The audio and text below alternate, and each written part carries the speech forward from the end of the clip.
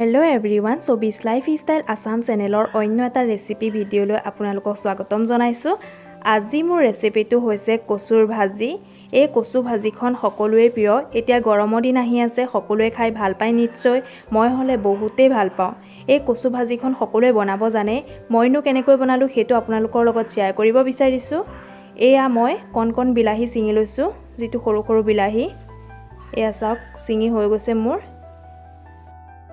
এয়া কচুখিনি চিঙি আনি ভালদৰে ধুই ললো মই। কোলাকচু ধু হয় এয়া মই কণ বিলাহীখিনি অনা ধুই লৈছো ভালদৰে। কণ বিলাহী খলনি আপোনালোকে ডাঙৰ বিলাহীটো ইউজ কৰিব পাৰে। এয়া 6টা মই কেঁচা জলকীয়া লৈছো, 4টা শুকান জলকীয়া, 10-12 ফুটামান নহৰু লৈছো। এয়া জালুক আধা চামুচ, এয়া পাঁচফোৰণ আধা চামুচ, এয়া নিমখ আৰু হালধি সোৱাদ অনুসৰি, এয়া তেজপাত 3 খিলা। এতিয়া কচু পাতখিনি এইদৰে ভালদৰে প্ৰথমতে চাই ল'ব। ধোৱাৰ আগতে কিবা সোমাই থাকিবও পাৰে। মই ইয়া প্ৰথমতে চেক কৰি লৈছিলোঁ। এতিয়া ভালদৰে মই ইয়াক সৰু সৰুকৈ কাটি ল'ম।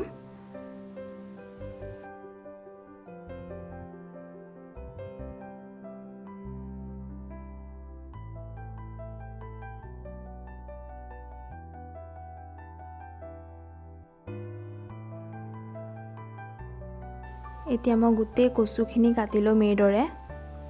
কাটিলে হাতত চেক লাগে, কিন্তু খাই বহুতেই ভাল লাগে। আপোনালোকে চেক লাগিলে নেমু সানি দিব।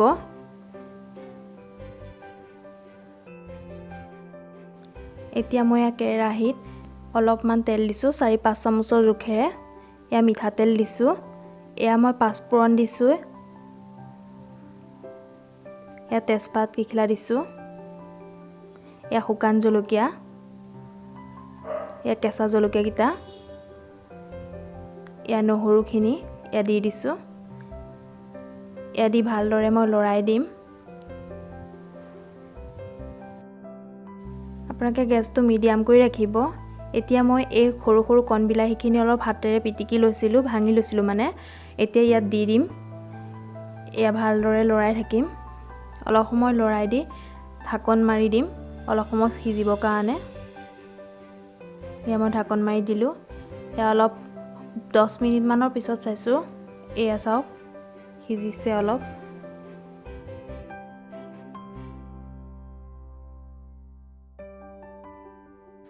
হাতাৰে এইদৰে ভাঙি দিব পাৰে বিলাহীখিনি।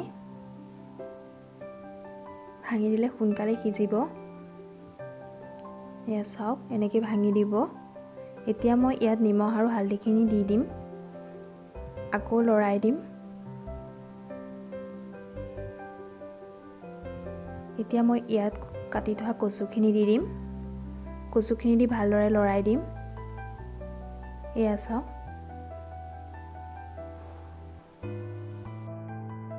পাঁচ মিনিটমান এইদৰে সিজাই লৈ মই এতিয়া ঢাকন মাৰি দিম। এয়া চাওক ঢাকন লগাই দিব আপোনালোকে।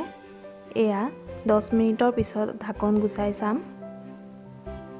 এয়া চাওক আমাৰ কচুখিনি সিজিছে, 80% মান সিজিছে। আৰু অলপ সময় সিজাব লাগিব আমাৰ কচুখিনি।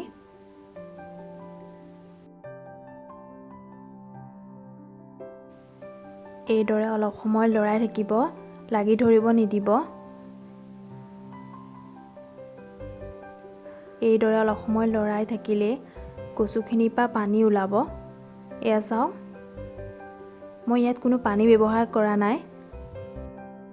ইচ্ছা কৰিলে আপোনালোকে পানী দি সিজাব পাৰে, কিন্তু মই পানী ব্যৱহাৰ কৰা নাই। মই এইদৰে শুকানে ভাজিখন বনাই ভাল পাওঁ খাই। এইদৰে লৰাই থাকিব। অলপ হাতাৰে ভাঙিও দিব পাৰে আপোনালোকে। আজি যদি কোনোবা নতুনকৈ বন্ধু-বান্ধৱীয়ে মোৰ ভিডিঅ' চাই আছে, তেতিয়াহ'লে প্লিজ ছাবস্ক্ৰাইব কৰি দিব, লগতে বেল আইকনটো দবাই দিব। তেতিয়া মই দি থকা নতুন আপডেটসমূহ আপোনালোকে পোনপ্ৰথমে পাই থাকিব। এতিয়া মই এই জালুকখিনি দি দিলোঁ, পিচি ৰাখিছিলোঁ জালুকখিনি।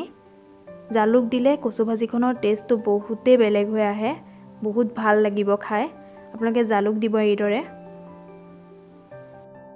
ৰেচিপিটো চাই কেনে পালে শেষত লাইক, কমেণ্ট আৰু শ্বেয়াৰ কৰিবলৈ নাপাহৰিব। লগতে ছাবস্ক্ৰাইব বটনটো দবাই বেল আইকনটো দবাই দিব।